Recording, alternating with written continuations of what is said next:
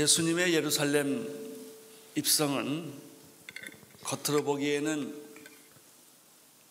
초라하게 보이고 그렇게 중요하게 보이지는 않지만 영적인 의미로 보면 엄청난 사건입니다.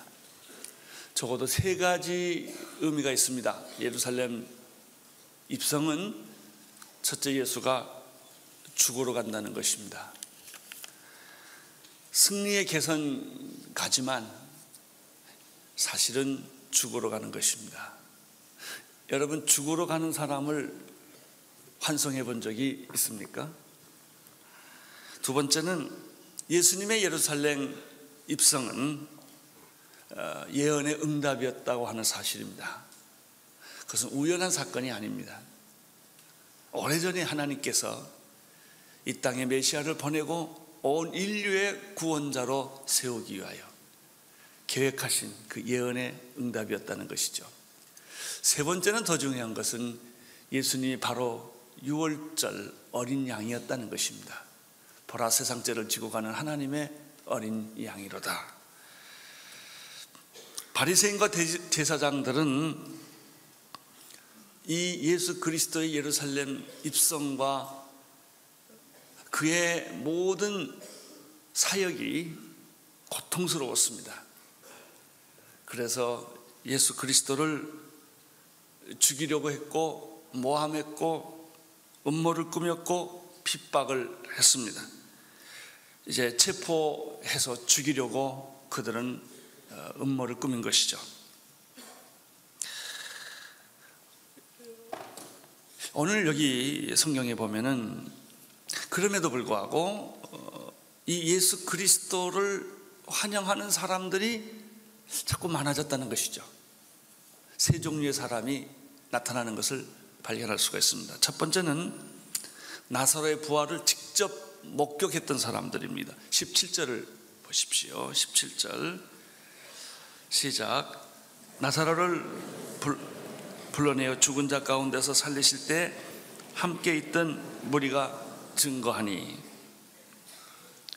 목격자의 증인은 효과가 있고 아주 능력이 있습니다. 직접 나사로가 부활한 현장을 목격했던 많은 사람들은 입을 다물 수가 없었습니다. 그 사람들은 사람을 만날 때마다 내가 봤다 이거예요. 내가 봤다.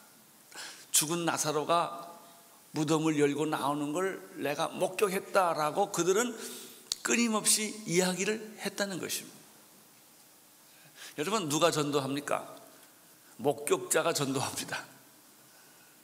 누구를 통해서 들은 사람들은 그렇게 전도할 만한 열정도 생각도 별로 없어요. 근데 예수님을 체험한 사람은요, 성령을 경험하고 예수 체험한 사람들은 시키지 않아도 자꾸 얘기합니다. 그냥 밖에 나가서 버스를 타도 곱게 안 탑니다. 옆에 있는 사람한테 얘기합니다. 한마디를 던지는 것이죠. 왜? 예수에 대한 생각이 몸에 꽉 차 있으니까.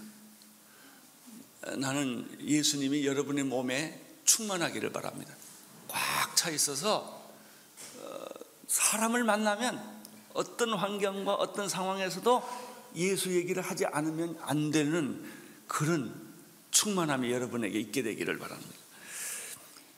두 번째는 나사로의 부활에 관한 소문을 들은 사람들이 나타납니다. 18절을 보십시오. 시작. 이에 무리가 예수를 맞으면 이 표적 행하심을 들었습니다. 소문은 입에서 입으로 전달됐습니다.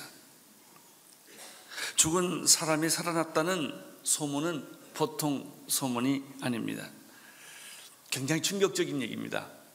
만약에 우리도 그런 소문을 들었다고 생각을 해보세요. 아니, 어떤 교회에서 죽은 자가 벌떡 일어났대.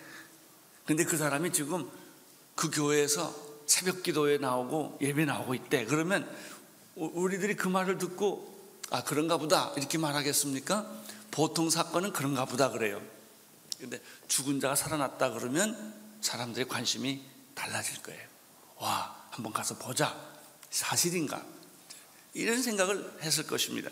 여러분, 복음이라고 하는 거는 그냥 착하게 살자, 의롭게 살자, 그저 믿음 없는 것보다는 믿음 있는 게 좋지 않냐, 이게 복음이 아닙니다.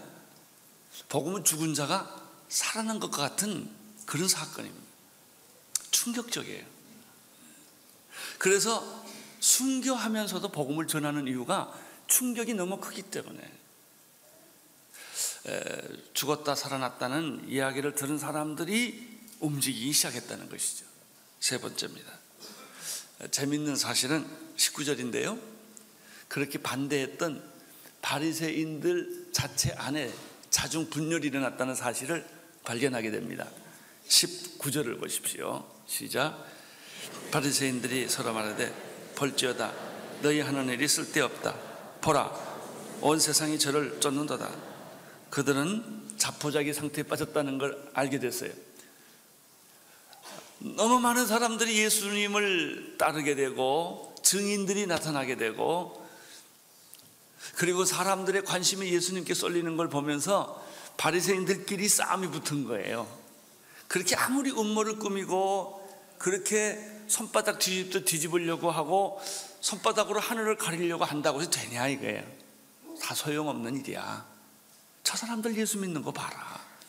저 사람들 교회 예수님 따라다니는 걸 봐라. 이제 이런 얘기들이 바리새인들 사이에 일어났다는 이야기입니다.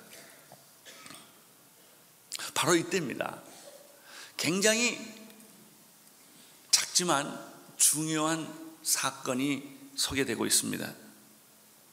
그 6월절 명절에 예루살렘에 예배하러 많은 사람들이 왔는데 그 중에 헬라인 몇 사람이 있었다는 것입니다.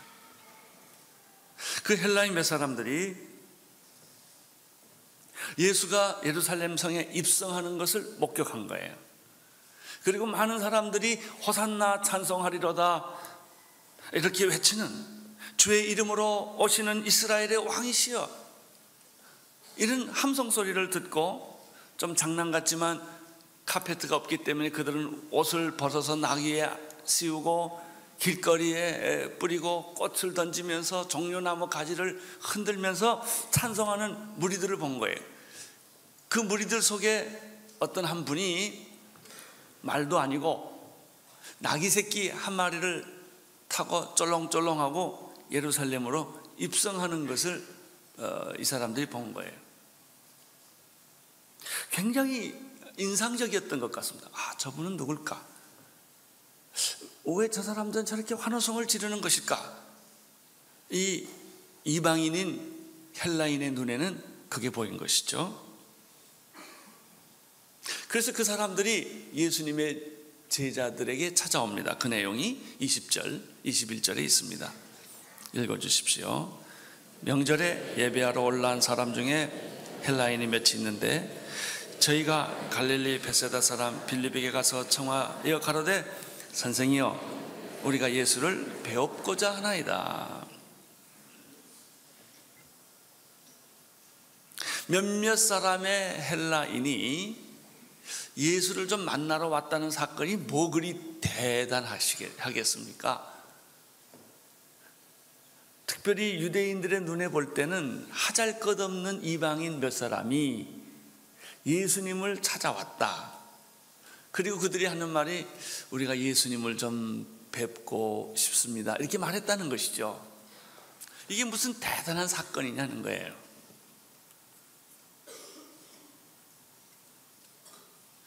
그러나 예수님은 이 사건을 굉장히 중요한 사건으로 생각을 한 것입니다. 왜 빌립을 찾아왔을까? 이 빌립은 헬라식 이름이에요. 그러니까는 헬라 사람들이기 때문에 다른 많은 제자보다도 빌립이라는 사람이 좀 더 가까웠을지 모릅니다. 더 접근하기가 쉬웠겠죠? 이 베세다 사람 빌립을 찾아와서 그들이 요청한 내용은 이거예요. 우리가 예수를 뵙고자 하나이다. 오늘 그 성경을 가만히 이렇게 보면 빌립이 이 요청을 듣고 조금 당황했던 것 같습니다. 그러죠. 예수님 내가 소개하죠. 이렇게 하지를 않고 머뭇거리는 걸 발견할 수 있어요. 그리고 얼른 대답을 못하고 자기가 굉장히 친한 안드레한테 찾아가서 의논한 게 나타납니다. 그 다음에 안드레도 그 말을 듣고 빌립한테 야, 우리가 함께 가서 예수님께 이야기를 전하자라고 해서 이제 드디어 예수님한테 헬라 사람 몇 사람이 예수님을 좀 뵙고자 합니다라는 말을 전달한 것 같습니다. 22절이 그 내용입니다. 22절 읽어주십시오.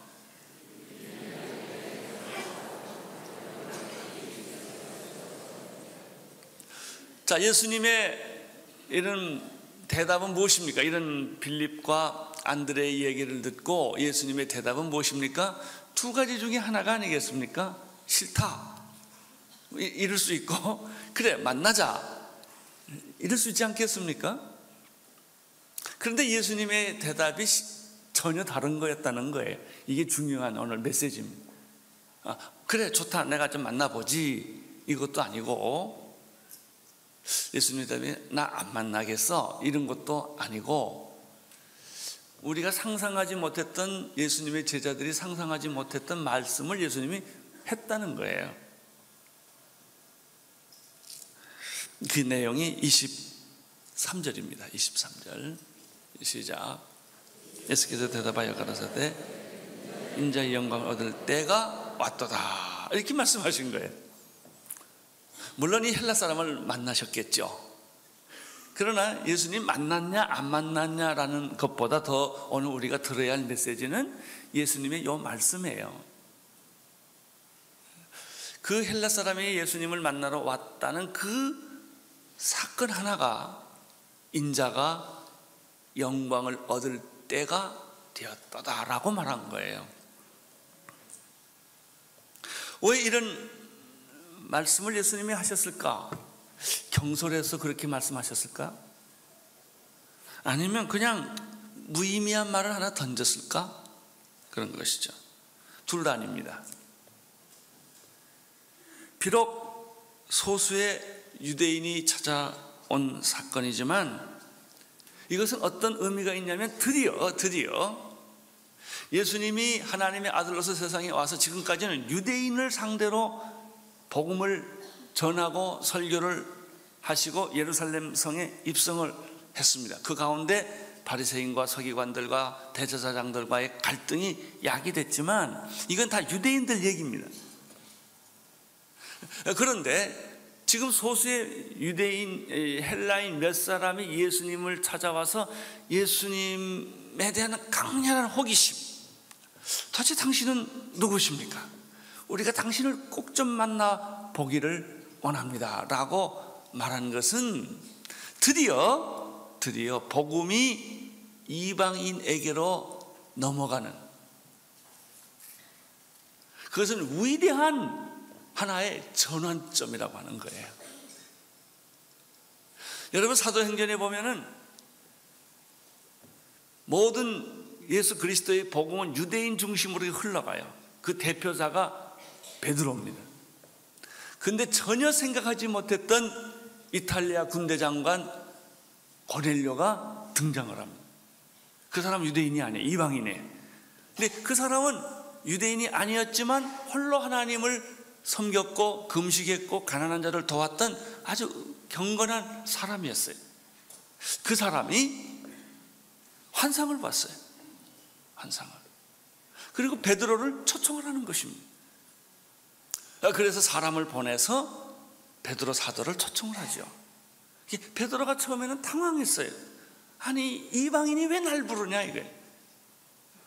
그 당시 이방인들은 개로 취급했기 때문에 이 선택된 이스라엘 백성들과 이방인 사이에는 문화적으로, 정치적으로, 경제적으로, 그리고 종교적으로 만날 수 없는 큰 강이 있었는데, 바로 그것이 수가성의 여인이 예수님 만났을 때, 아니 당신은 유대인으로서 사마리아인 여자 나에게 왜 말을 겁니까? 라고 말했던 거 다 그런 거거든요.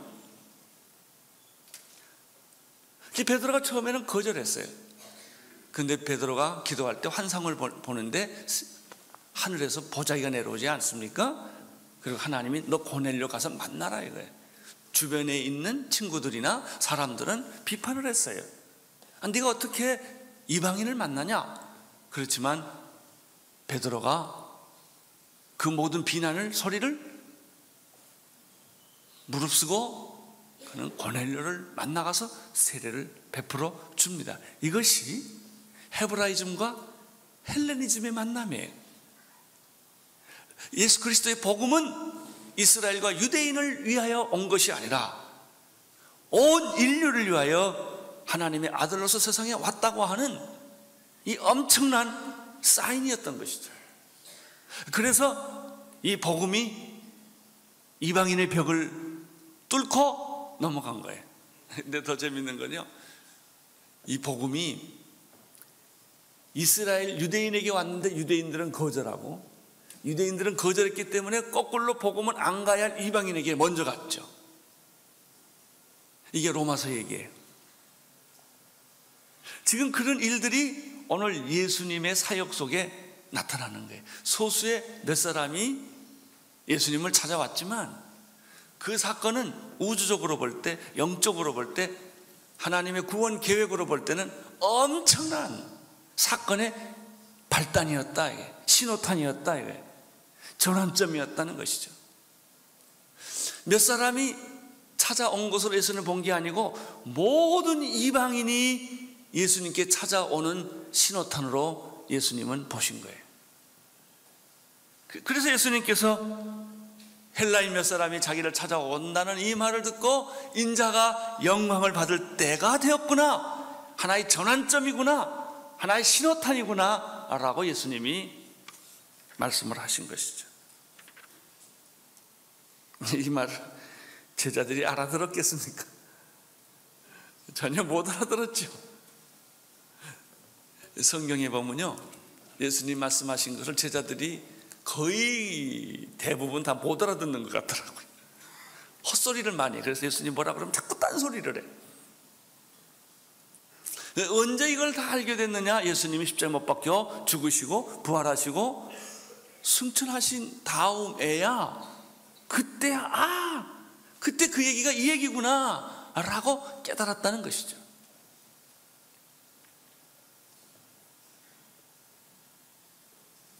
이러한 영적 놀라운 비밀, 이것이 바로 복음의 우주적 비밀이에요. 아니, 헬라인 몇 사람이 찾아온 게 뭐 그렇게 대수로운 것이겠습니까?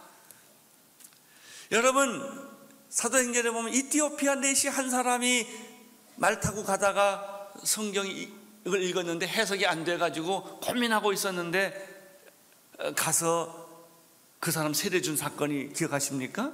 예, 그 한 사람은 결코 한 사람이 아니에요. 이티오피아가 복음이 들어가는 사건이에요. 여러분 예수 믿는 건 여러분의 사건이 아니라 여러분과 그렇게 오랫동안 불교를 믿고 우상을 섬기고 점을 치던 여러분의 가정에 빛이 들어오는 결정적인 사건이란 말이죠. 할렐루야. 그 내가 혼자 예수 믿는 것 같은데 그게 아니에요. 100여 년 전에 이 한국의 어떤 한 사람이 예수를 믿었는데 그건 그 사람의 문제가 아니라 어둠의 그늘 안에 있는 이 백성에게 복음의 문이 들어오는 결정적인 전환점이요, 그것은 결정적인 신호탄이었다는 것이죠. 할렐루야. 계시록 5장 9절 10절에 보면은 이 모습이 이렇게 설명되고 있죠. 새 노래로 노래하며 가로되 책을 가지시고 그 인봉을 떼기에 합당하시도다. 일찍 죽음을 당하사 각 족속과 방언과 백성과 나라 가운데서 사람들을 피로 사서 하나님께 드리시고 저희를 우리 하나님 앞에서 나라와 제사장을 삼으셨으니 저희가 땅에서 왕노릇하리라. 각 족속과 방언과 백성과 나라 가운데. 계시록 7장 9절 10절에도 이렇게 기록되어 있습니다. 이 일 후에 내가 보니 각 나라와 족속과 백성과 방언에서 아무라도 능히 셀 수 없는 큰 무리가 흰 옷을 입고 손에 종려가지를 들고 보좌 앞과 어린 양 앞에 서서 외쳐 가라사대 구원하심이 보좌에 앉으신 우리 하나님과 어린 양에 있도다.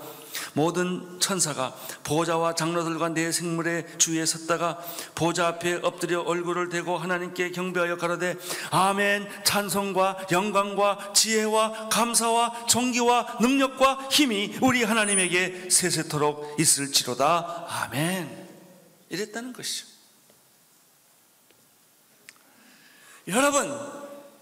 여러분이 예수를 믿음으로 말미암아 여러분의 온 가정이 구원받을 것을 믿으십니까? 여러분, 오늘 우리들이 예수를 믿고 교회를 세움으로 말미암아 저주받을 이 땅이 축복을 받고 통일을 만들고 하나님의 제사장의 나라가 될 것을 믿으십니까? 이게 복음이에요, 복음. 왜 우리들이 생명을 걸고 나가서 전도를 하는 것입니까? 왜 우리들이 그렇게 많은 인력과 돈과 열정을 투자해서 열린 예배를 하고 맞춤 전도를 하고 이번에 우리들이 이 체인지업 프로그램을 심혈을 기울여서 하는 이유가 무엇입니까? 바로 이거예요. 이거. 주 예수를 믿어라. 그리하면 너와 내 집이 구원을 얻으리라.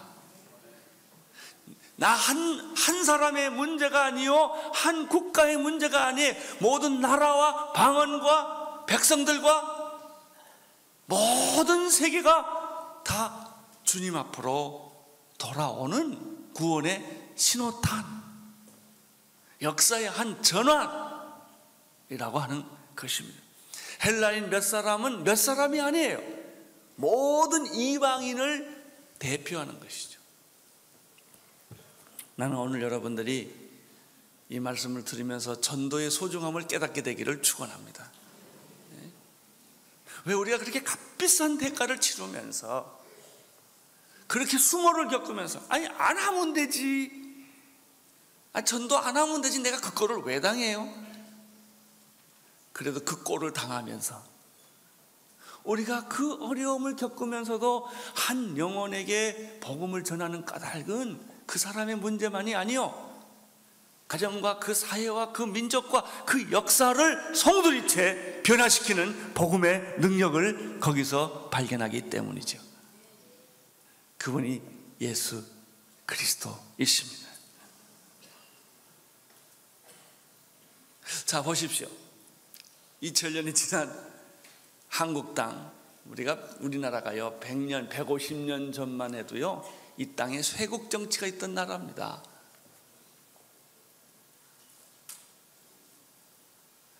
여러분, 150년 전만 해도 한국 땅이 어땠습니까? 어둠에 갇혀있는 땅 아니었습니까? 세계에 대해서 눈을 뜨지 못하고 2조 500년 동안 요즘 사극에 나오는 것 같이 맨날 그냥 그렇게 살고 왔잖아요. 희망이 없었던, 비전이 없었던, 내일이 없었던, 그래서 청구한테 당하고 이란한테 당하고 미국한테 당하고 강대국들한테 놀이개에 감이 되는 그런 나라가 아니었습니까?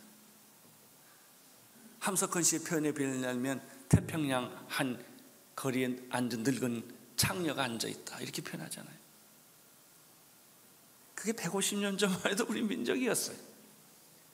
여러분, 한국을 근대화하고 눈을 깨게 한 게 뭐예요?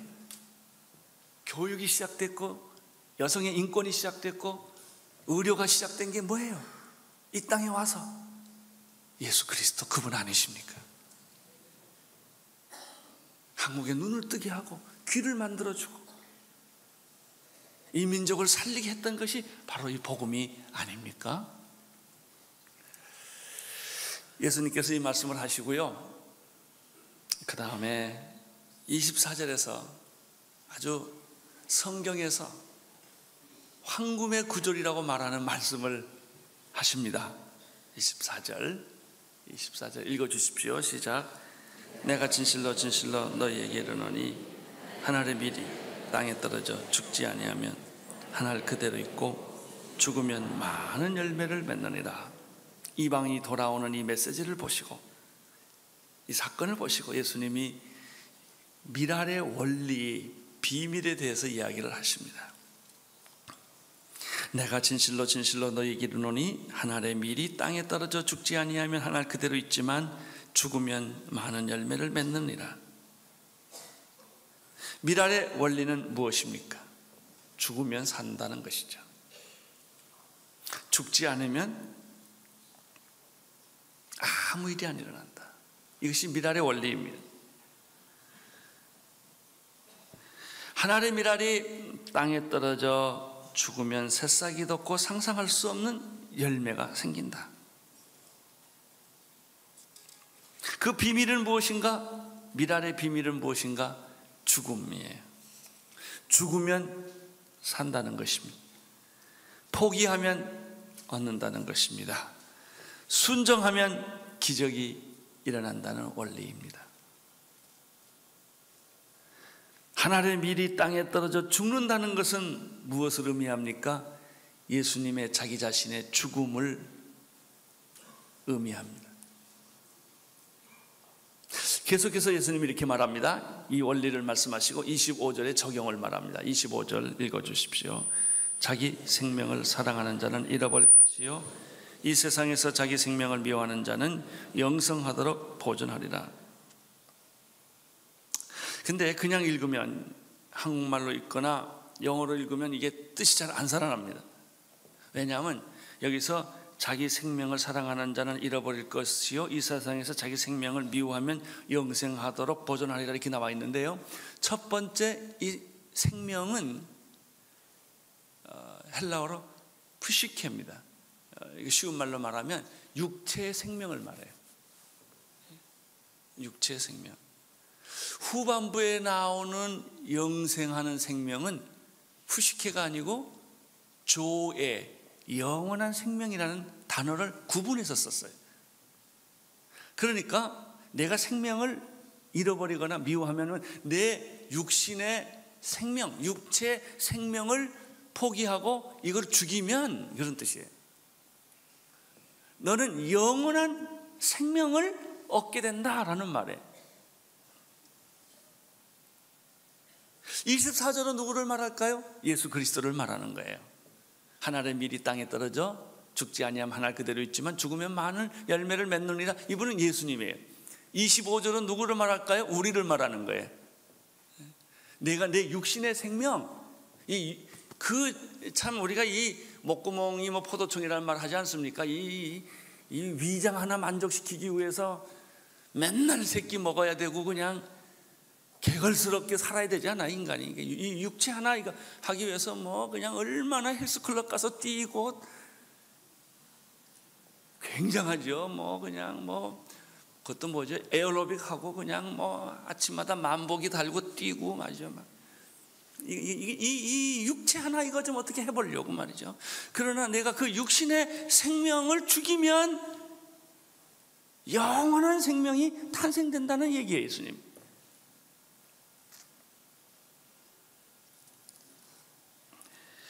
26절을 보십시오. 시작. 사람이 나를 섬기려면 나를 따르라. 나 있는 곳에 나를 섬기는 자도 거기 있으리니 사람이 나를 섬기면 내 아버지께서 저를 귀히 여기시리라.